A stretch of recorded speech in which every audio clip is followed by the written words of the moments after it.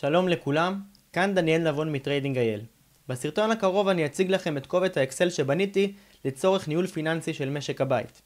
את קובץ האקסל הזה דבר ראשון בניתי עבור הצרכים שלי, כך שהוא יתאים לי. במהלך השנים האחרונות השתמשתי במגוון רחב של קבצי אקסל, ובאמת לא מצאתי אחד שמתאים עבור הצרכים שלי בצורה מדויקת. אחרי שבניתי אותו עבור עצמי, שיתפתי אותו עם כמה חברים ובני משפחה, וראיתי שהם ממש נהנים מהקובץ הזה, ולכן אני רוצה להפיץ אותו לקהל הרחב בחינם. יש לכם כאן בתחתית הסרטון לינק, אתם משאירים שם את המייל שלכם ומיד מקבלים את הקובץ אליכם למייל. אז יאללה, בואו נתחיל בהדרכה לגבי הקובץ. דבר ראשון, כאשר אתם פותחים את הקובץ בפעם הראשונה, ייתכן שתקפוץ לכם כאן הערה כלשהי, ומה שאתם עושים זה לוחצים על הכפתור שיופיע לכם ורשום בו הפוך עריכה לזמינה. ברגע שלחצתם על הכפתור הזה, הקובץ יהיה פעיל ותוכלו לדפדף בין העמודים השונים. לאחר מכן תתחילו מתפריט ראשי. בתפריט הראשי תוכלו לראות את כל הדברים שהקובץ בעצם מציע, ואז תלחצו על כפתור הוראות ותוכלו לראות את הוראות השימוש שרשמתי לגבי השימוש נכון בקובץ. לאחר שקראתם את ההוראות, הבנתם איך הקובץ עובד, אתם יכולים לעבור אל עבר התפריט הראשי. כאן למעלה יש לנו את החודשים השונים, וכעת אני אציג לכם איך ממלאים את ההכנסות וההוצאות שלנו בכל אחד מהחודשים. בדוגמה הנוכחית נלחץ על חודש ינואר, כאן סתם רשמתי לדוגמה כל מיני מספרים, ועכשיו אתם יכולים לרשום את המספרים שלכם. בקובץ שתקבלו יהיה רשום לכם על הכל 0, אז אל תדאגו. לדוגמה אתם יכולים לרשום שהמשכורת שלכם היא 17,000 שקלים, וככה המספר משתנה, וכמובן הכל מתעדכן בצורה אוטומטית. אם יש הכנסה שלא רשמתי כאן באפשרויות, אתם יכולים להוסיף בלחיצת כפתור. מה שאתם עושים זה לוחצים על הכפתור שרשום בו רשמו הכנסה בלחיצה, וממש רושמים הכנסה בלחיצה, לדוגמה מענק מילואים. מצד שמאל תרשמו מה גובה המענק, לדוגמה 5,000 שקלים, ואתם רואים שכבר הכל מתעדכן בצורה אוטומטית ומהירה. אותו דבר לגבי הוצאות, אם יש הוצאה שלא רשמתי כאן באפשרויות, אתם רושמים אותה, לדוגמה הוצאה נוספת, ורושמים את הסכום שלה, לדוגמה 150 שקלים. שימו לב שיש לכם כאן את טבלת ההשקעות והחסכונות. כאן אתם יכולים לרשום כמה כסף הפניתם להשקעות ולאיזה השקעות. בדוגמה שרשמתי אפשר לראות שאני מפנה 2,000 שקלים לחשבון מסחר מדי חודש, ולקרן ההשתלמות שלי 1,660 שקלים.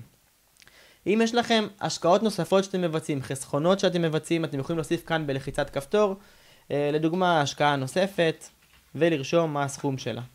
לדוגמה 4,000 שקלים.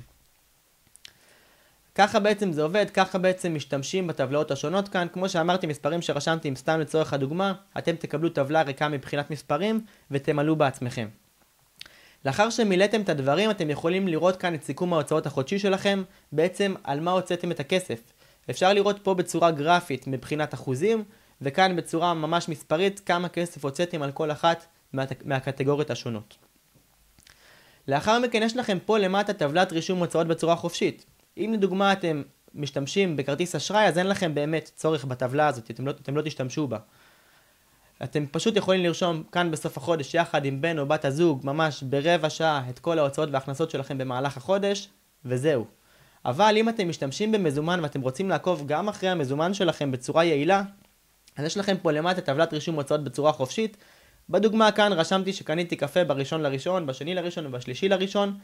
שימו לב שפה אתם יכולים לבחור אם ההוצאה כבר נרשמה בטבלה למעלה או שלא. אם היא לא נרשמה אתם מסיימים לא נרשם, ואז זה מופיע לכם בצבע שחור. ככה אתם יודעים שבסוף החודש אתם צריכים להעלות את ההוצאה בצורה ידנית למעלה. אם כבר רשמתם אותה, אז אתם מסמנים על נרשם, ואז אתם יודעים שההוצאה כבר רשומה למעלה. למה זה רלוונטי? מכיוון שאם יש לכם הוצאה שהיא כוס קפה רכשתם 3 פעמים כוס קפה במהלך החודש, אז אין לכם דרך לדעת אם רשמתם את הפעם הראשונה, את הפעם השנייה, ותתחילו להסתבך עם זה. ברגע שאתם רושמים כאן את הכל בצורה מסודרת ומסמנים שזה כבר נרשם למעלה, אז אין לכם מקום לטעויות. כמו שאמרתי, אבל רוב האנשים לא באמת יצטרכו להשתמש בטבלה הזאת, אבל היא כאן עבורכם, אתם יכולים להיעזר בה. זה לגבי טבלת ההכנסות וההוצאות לפי חודשים. אתם יכולים לעבור כאן בין החודשים השונים ולמלא את הנתונים הרלוונטיים. לאחר מכן נעבור אל עבר הסיכום השנתי. בסיכום השנתי אנחנו בעצם יכולים לקבל סיכום על השנה שהייתה לנו. פה אנחנו יכולים לראות את ההכנסות שלנו לפי חודשים, כמה כסף הכנסנו בכל אחד מהחודשים השונים, מה היו הצעות שלנו בכל אחד מהחודשים השונים, ואפשר לראות פה מה היה התזרים שלנו. התזרים זה בעצם כמה כסף נשאר לנו בחשבון בסוף החודש, אחרי ההוצאות ואחרי הכסף שהפנינו להשקעות.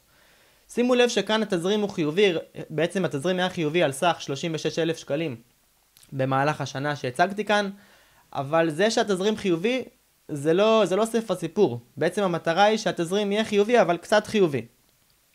המטרה היא שרוב הכסף שלנו בעצם, או שרוב התזרים שלנו יופנה גם להשקעות. ככה אם הכסף שלנו בהשקעות הוא יכול לגדול, אין סיבה שהכסף שלנו יישב במזומן בחשבון. אז המטרה הראשונית היא בעצם ליצור תזרים חיובי, והמטרה הסופית היא בעצם להפנות את התזרים הזה להשקעות. אז כשאתם רואים שהתזרים שלכם גדל בצורה מהותית ונשאר לכם פה לדוגמה 20,000 שקלים, אתם יכולים בחודש הזה להפנות את הכסף שלכם להשקעות וכך להחזיר את התזרים כלפי מטה. המטרה שהתזרים יהיה פחות או יותר סביב האפס או שיהיה טיפה חיובי, בשביל שישאר לכם כסף בעו"ש, אבל לא יותר מדי כסף. אם יש לכם יותר מדי כסף, אתם יכולים להפנות אותו להשקעות, אפילו להשקעה סולידית כגון קרן כספית, זה כמובן עדיף על זה שהכסף יישב בעו"ש. אז המטרה הסופית, כמו שאמרנו, היא להפקיד כמה שיותר כסף להשקעות במהלך השנה. פה אתם יכולים לראות כמה אחוז מההכנסות שלכם הושקע לפי חודשים. לדוגמה, בחודש ינואר, בדוגמה כאן, השקעתי 26.31% מההכנסות שלי. כאן אפשר לראות את זה לפי החודשים השונים. למעלה אתם יכולים לראות סיכום של מה היה סך ההכנסות שלכם במהלך השנה, מה היה סך ההוצאות, כמה כסף הפניתם להשקעות וכמה כסף נשאר לכם אחרי ההוצאות ואחרי הכסף שהופקד להשקעות. בנוסף, כאן יש לכם סיכום הוצאות לפי קטגוריה ברמה השנתית. גם בצורה גרפית וגם בצורה מספרית. זה לגבי הסיכום השנתי. כעת נעבור אל עבר טבלת המאזן שלי. במאזן שלי בעצם זאת הסיבה העיקרית של הקובץ. המטרה היא שנגדיל את המאזן שלנו ושהנכסים שלנו יגדלו כמה שיותר. אז במאזן שלי אתם רושמים כמה כסף יש לכם בעו"ש, כמה בקרן חירום, כמה רכבים שלכם שווים, קרן השתלמות וכן הלאה. כמובן גם פה סתם זרקתי מספרים. אם יש לכם נכס שלא רשום פה ברשימה, לדוגמה דירה להשקעה בחדרה, אז אנחנו רושמים ככה, ממש לוחצים ורושמים. לדוגמה הדירה שווה 1,200,000, אז אנחנו יכולים לראות שכעת הנכסים שלנו עלו. אבל אם יש לנו דירה להשקעה, סביר להניח שיש לנו גם משכנתה, אז נוסיף את זה גם להתחייבויות, לדוגמה 800,000 שקלים משכנתה. וככה לבסוף אנחנו יכולים לראות מה השווי נטו שלנו, לדוגמה 1,400,000 שקלים. המטרה היא שבכל שנה ושנה השווי נטו שלכם יגדל ויגדל. אתם יכולים בסוף כל שנה לצלם את הקובץ הזה, לצלם את השקף הזה, ולראות כמה הייתם שווים בסוף 2023, בסוף 2024, בסוף 2025 וכן הלאה, וכך לראות את ההתקדמות שלכם. אותו דבר לגבי הסיכום השנתי, אתם יכולים לצלם לכם בסוף השנה, או כמובן לשמור את הקובץ הזה תחת קובץ אקסל לשנת 2024, ולהוריד מחדש, לפתוח קובץ אקסל לשנת 2025, וכך בעצם גם אם תרצו בעתיד להסתכל מה היה אחורה, תוכלו תמיד לדעת, והכל יהיה שמור לכם במחשב. אז זה לגבי המאזן שלי. כאן אנחנו יכולים לראות כמה כסף אנחנו שווים. המטרה היא שבעצם השווי נטו שלנו יגדל משנה לשנה. לאחר מכן יש לכם כאן את עמוד מרכז הידע שהוספתי לכם לקובץ. בעמוד הזה אתם יכולים ליהנות ממגוון רחב של מדריכים לפי קטגוריות, ליהנות מהטבות לחברי הקהילה שלנו. אתם פשוט לוחצים כאן על מה שרשום, על הלינק, וזה מעביר אתכם לעמוד הרלוונטי באתר שלי, וכך תוכלו ליהנות מהטבות שיש לחברי הקהילה שלנו.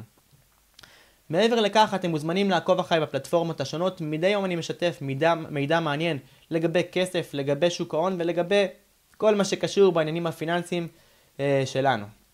אתם לוחצים כאן על כפתור קבוצת וואטסאפ שקטה, מצטרפים לקבוצה, ערוץ טלגרם, קבוצת פייסבוק וכן הלאה.